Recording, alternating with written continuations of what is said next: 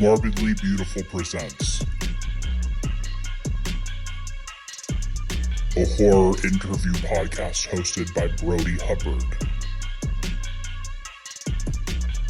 You have entered the chamber. Welcome back into the chamber. I'm your host, Brodie Hubbard. You're on the Morbidly Beautiful Network, and the theme song that you just heard lead us in was "ITCHIN for the Blood" by Lil Boodang. Today, I am honored to welcome a friend, our guest, Roger Connors. He is an actor, writer, and director based out of Cleveland, Ohio. He is the co-host of the Dark Night of the podcast with Troy Escamilla, who has been on the chamber before and had talked about a project that they had done together called Teacher Shortage. They'll also be working on Hollow Lake. Roger wrote, directed, and starred in Rebirth, which was a Night of the Living Dead homage. He also has an infamous role as Lady Athena Slay in Mother Krampus 2, Sleigh Ride, a holiday favorite for sure. He is on all of the social media channels as The Scream Queer. That's @THESCREAMQUEER. And his upcoming project is Meat. Now join me and welcome Roger into the chamber.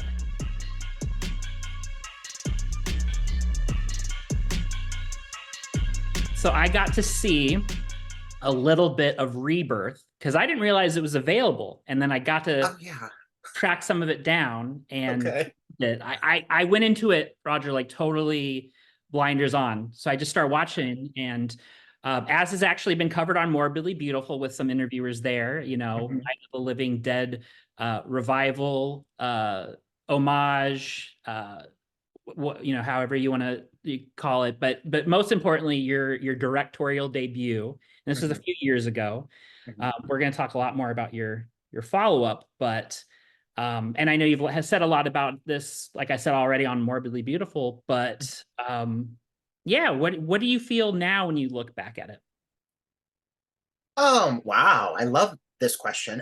Because a lot of feelings, like Rebirth was a really challenging experience for me. I had been acting in independent film already for years at this point. I was in my mid-20s when I decided to start really pursuing Rebirth, and Night of the Living Dead is my favorite film of all time. I mean, I know everyone and their brother has made their own version of Night of the Living Dead. It's the public domain. I get it. People are pissed. I feel it. For me, honestly, like, it does come from a place like Romero is the reason I started pursuing indie film. You know, I'm from Ohio. Romero was in Pittsburgh, the home of indie film.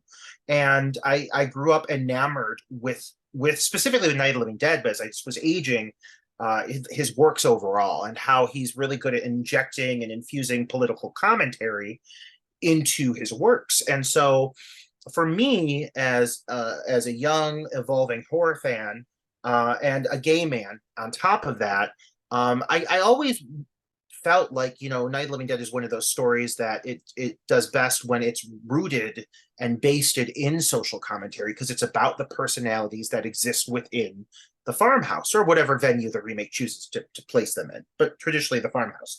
And so I just felt, you know, for me, as someone who had been acting and working behind the scenes on other film sets, but had not yet pursued my own, I was like, what better way for me to, I guess, kind of go through the full experience of learning how to do this for myself than by tackling a material that I'm already familiar with and just doing it my own way, you know? And so Night of the Living Dead, I can recite the script from like the back of my hand, you know? And so for me, it just felt right and it made sense. And at that time, like I said, I was mid-20s. And so I just went into it with like wide-eyed and big aspirations. And it was definitely certainly a learning experience. And it was a tough one. I mean, it was a lot of lessons were learned making Rebirth, and things that are important that I carry with me to this day, but also things that I guess at the time were sensitive and raw and hard to get through. Really, really tough experiences. You know, I learned the importance of backing up all my footage because we lost all of our footage at one point. We had to have it salvaged, and we lost about 20% of the original footage, and we had to reshoot. And People get mad watching Rebirth because they think I look like I'm 40. But when I started filming it, I was, in fact, in my mid-20s. And you can see me age through the process of the film. So I really think it taught me the importance of like preparation and pre-production and scheduling and just having your ducks in a row. Which I did, I think I thought I knew how to do that going into Rebirth, but I didn't. And so while it was a very challenging experience, and it took us literally 8 years to get the film completed and then out. And that's a lot of time to go by. Overall, it was a necessary experience for me because I didn't go to school for this. I was literally just jumping into the fray and learning for myself and fucking up. Am I allowed to swear here? Yeah, you can. Fucking up. I'm fucking up and learning from my mistakes. So I see the mistakes all over Rebirth because it was an $8,000 movie that I made out of pocket with little to no experience working behind a camera. Of course, I look at it and I groan and I say, oh, I could have done that so much better. But isn't that the purpose? I also can be realistic and say I've learned so much since that film because of that film. And I hold a special place for it in my heart because I grew into being a filmmaker on that set. Without that set, I would not have had that experience. Yeah. I want to go further back. And take us back into the path which gets us to meet. Let's start with the fact that you were born in Westlake, Ohio, home of the Kelsey brothers and the Paul brothers. Were you aware of that, first of all? Yes, I was. Okay. Westlake wears it proudly. I'll say, yes, I am aware of that, and I can certainly appreciate that Westlake is now renowned for an array of people. I would like to be one of those people as well. do they have Logan Paul's Prime on tap, like the water?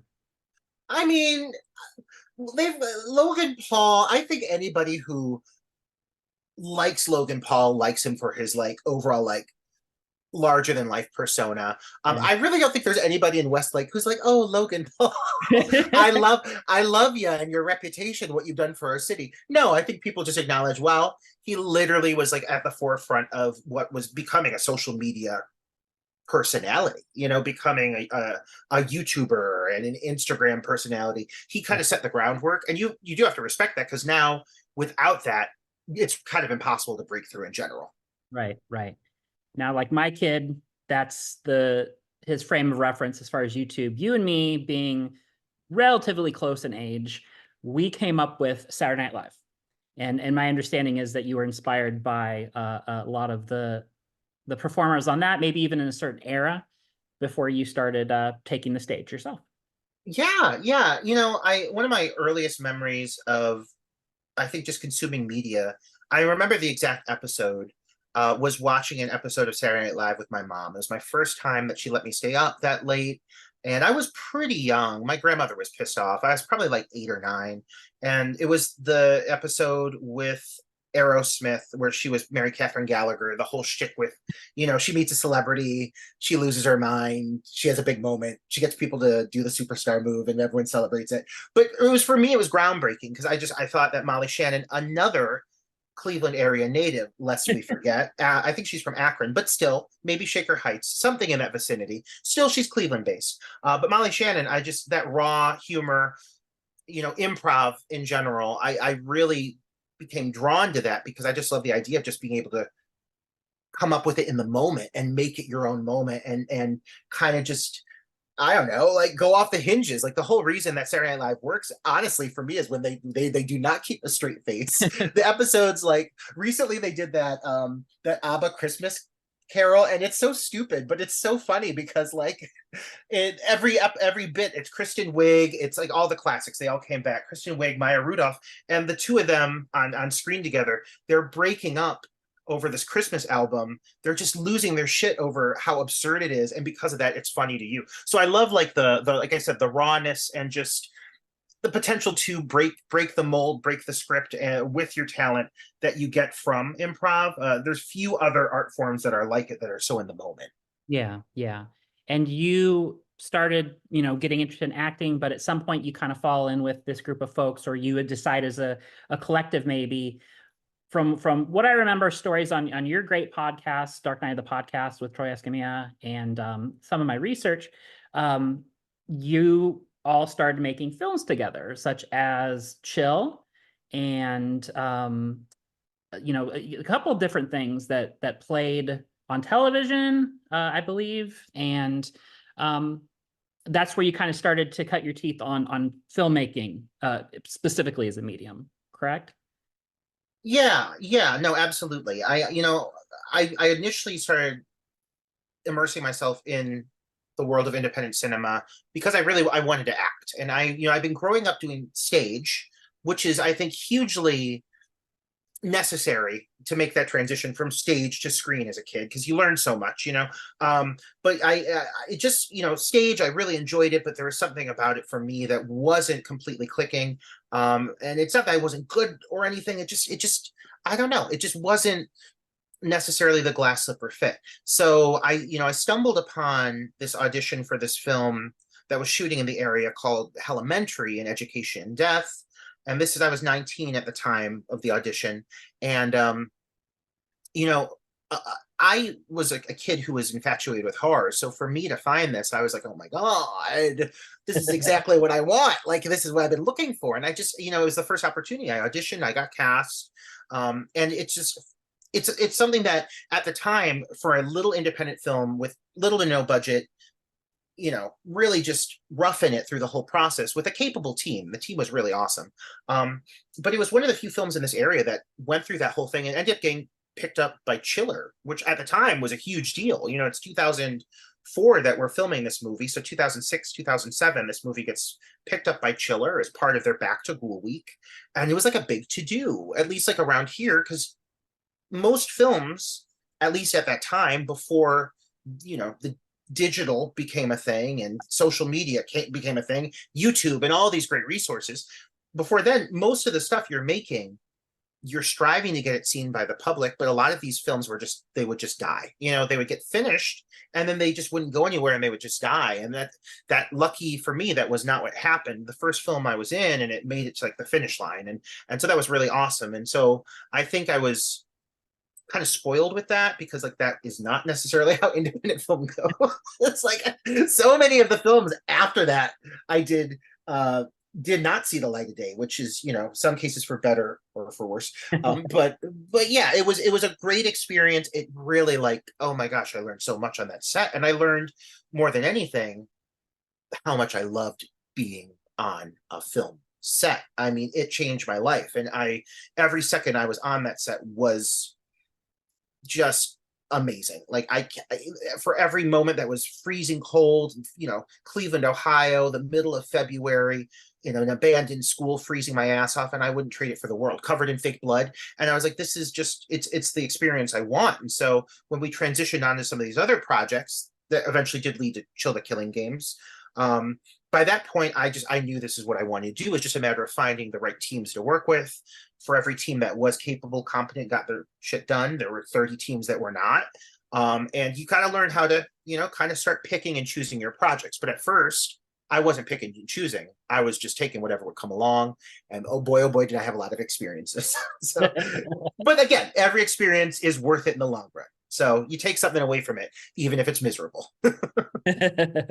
Now, there's two movies. Well, I mean, there's a few movies of yours that I specifically want to talk about. I think you and Troy have talked about these on your podcast.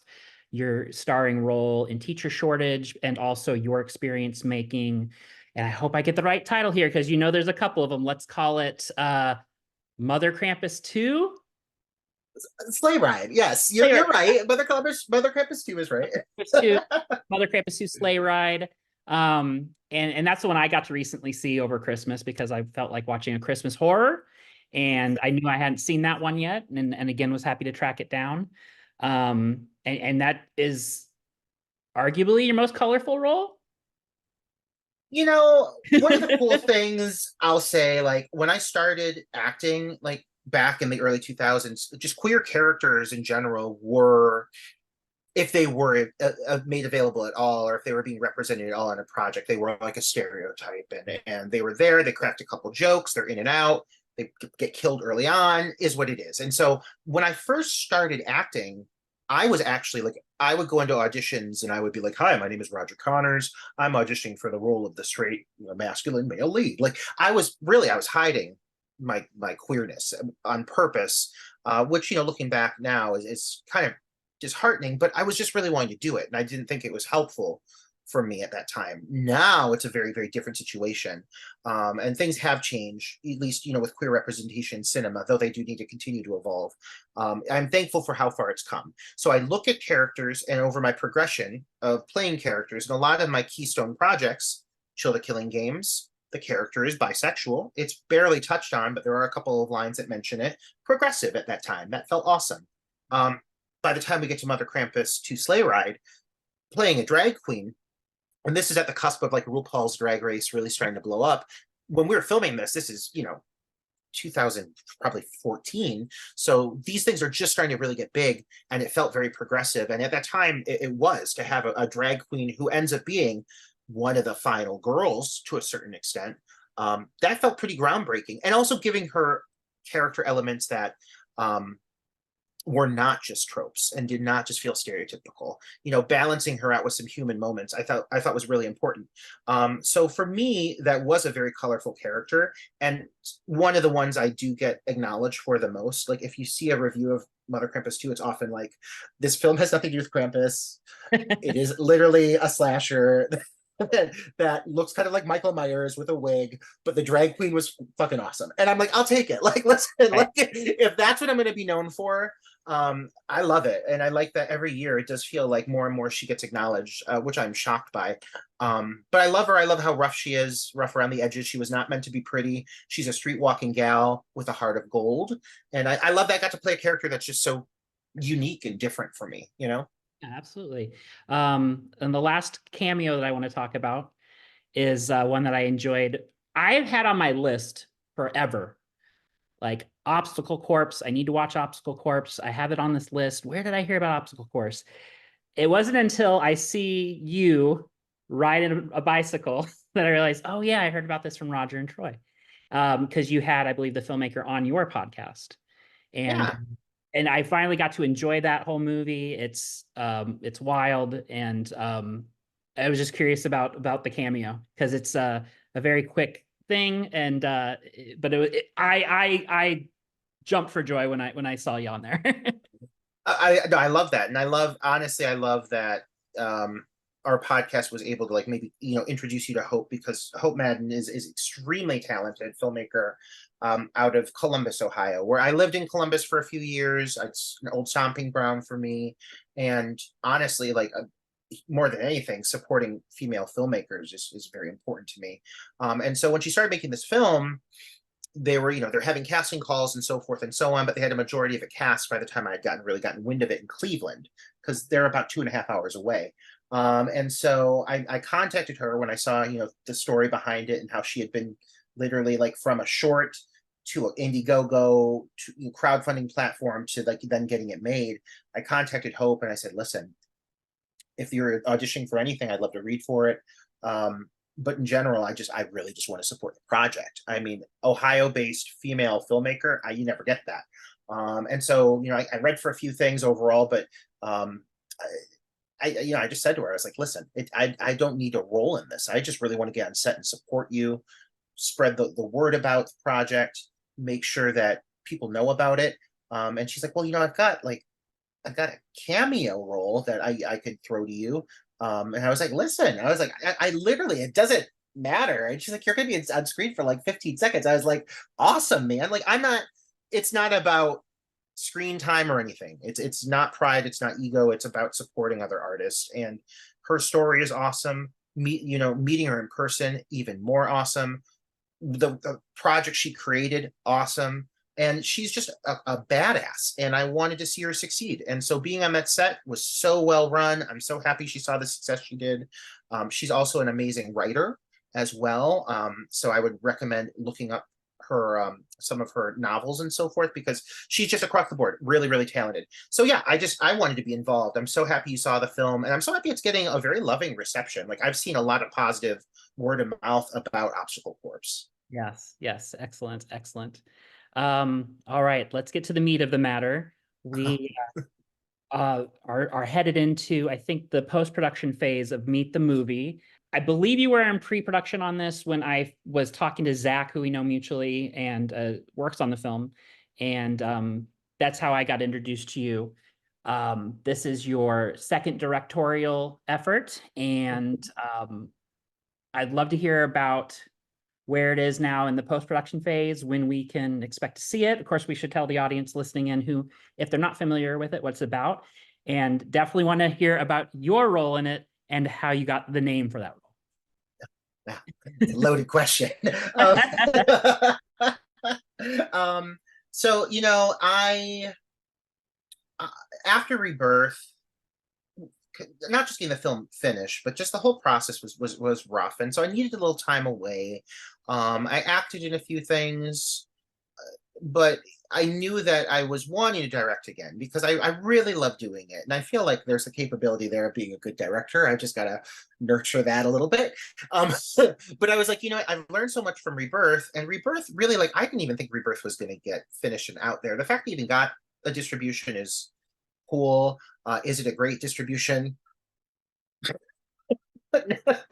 What do you think? But no, but I'm thankful that people can even see it, and so I was hungry to do another project, but I definitely didn't want to do something like Rebirth, where I'm taking an original concept or material and just restructuring it for my needs. I did want to do something that was original, though it is a slasher. Inevitably it did develop into a slasher, and it follows a lot of the similar tropes. It is its own original story, and so the story is that it does focus on the LGBTQ plus community, and the many colorful personalities that exist within that world, and some of the debauchery that can exist as well. But it does explore a group of at the start of the movie, gays who are like on top of their game. They're in their prime. They're pretty. They're fit. They're the plastics of the gay world, if you will, and they're all kind of dealing with their own demons, but right now it doesn't really matter. And so through a series of events, they do end up being introduced to a young man who is kind of exploring his sexuality. He's in his first gay bar experience. He is at the local college because it's a college town, and so they see a potential here, and they choose to take him out and get him drunk. And one of the individuals in this group does drug his drink, and drugs another drink as well for another one of the characters. However, that drink ends up, both of the drinks get consumed by the same guy. And so he takes a double hit of what is a drug that will kill him. He does end up dying. He overdoses. And when this is realized, after this night of debauchery, our focal character, Noah, played by C.K. Steele, wakes up from the stupor, and he finds that his friends have left him in this room with this corpse, and he doesn't remember any of it. And so he ends up taking the bullet, and nobody comes to his aid. He gets put away for 5 years, involuntary manslaughter, and he comes out of jail a changed person, and a colder person, and an angry person. And through a series of events, he does find that he has a job opportunity back in that city, which would take him back to where he experienced all these things. And the personalities that were there are still there to this day, but they are changed as well. And so upon all of these characters being reconnected and being exposed to each other after a long period of time, and some events that leave a lot of them pretty bitter and unhappy, it does cause for what is the perfect setup, in my opinion, for a great whodunit slasher. You have all all of the classic tropes that you love from a slasher, but it's injected and infused LGBTQIA plus nightlife and the personalities that exist within it. And it's very rare you get to see that. And so it is a queer film, but it is a slasher and a horror movie at its core. And if you are maybe a little uncomfortable with queer themes, I'm really hoping that the violence and the gore and the extremely high body count makes you say, you know what, I'm going to try something new. That's really my goal with this film, a mainstream slasher. And going into post, it was bitch of an experience to get through that, but oh my god, I have never been as proud of anything in my life. And the evolution from Rebirth to this. You know, I see it. I hope other people see it as well, but I am so proud of this film because of people like Zach, you know, Showalter, who you mentioned, and Mick Coons, and my team is of just amazing, talented people who came together, and they are either mostly queer identifying, or if they're not queer, they are allies, and they wanted to tell a story that just doesn't get told that often.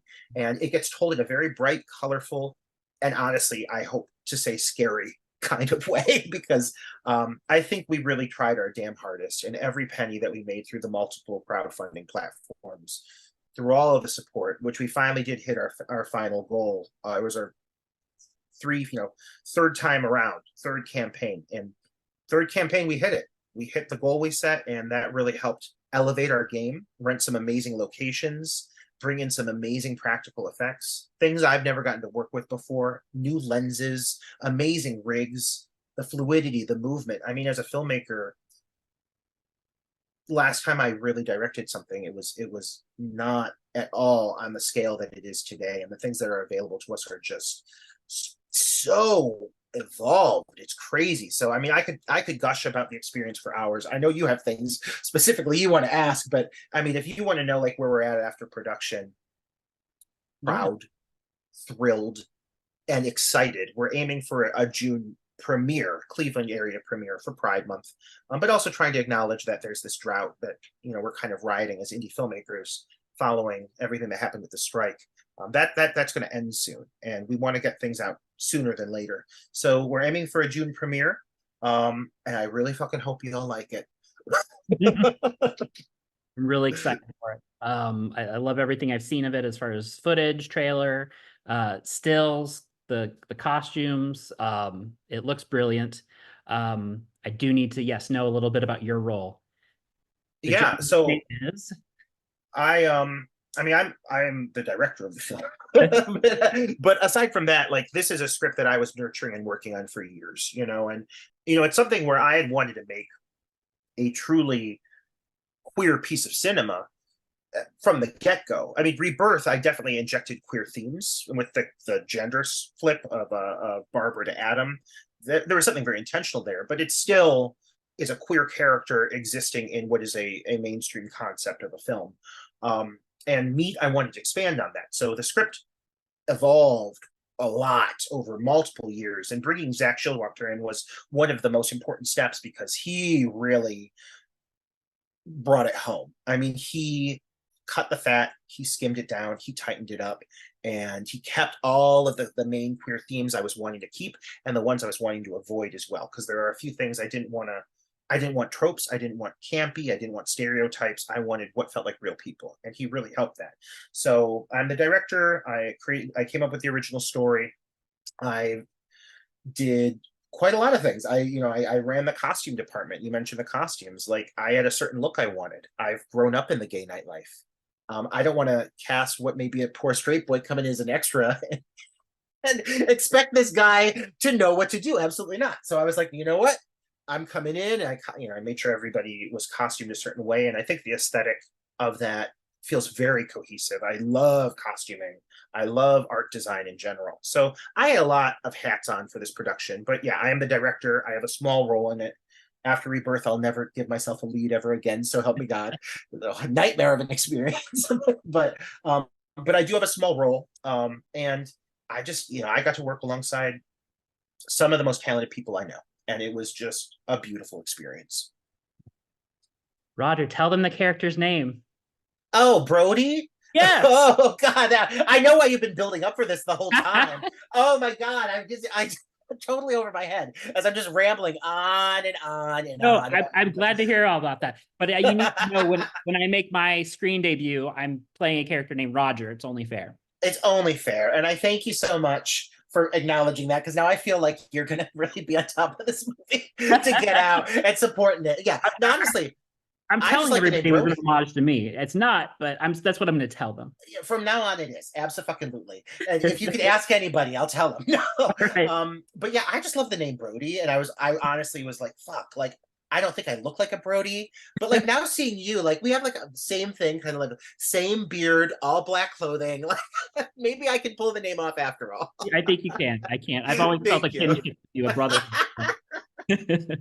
Oh, totally over my head. Oh my God. Now, I have to ask this because of the way you described the movie and Yeah. because of some of what I've seen stylistically. And we are in Giallo January, and I know Suspiria is one of your favorites. Although Jim from Cinematic Void says it's not a Giallo, I would disagree. But is Meat a Giallo, or is it Giallo inspired at all?